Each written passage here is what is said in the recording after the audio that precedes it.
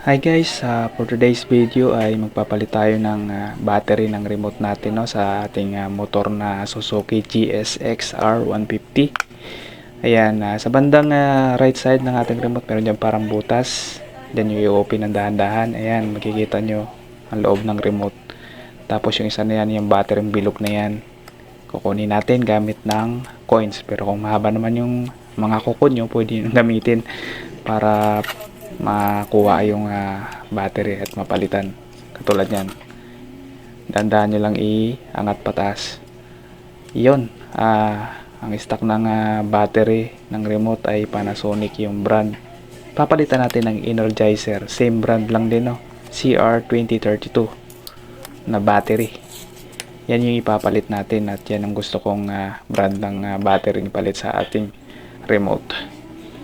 Yan, yung positive na yan dapat na sa itaas. Ganyan, babalik ta rin nyo lang at saka gagahin ng dahan-dahan. Katulad nyan. Yan, pagkatapos nyan, yan, ibalik nyo na yung takip para mabalik sa dati yung remote, no.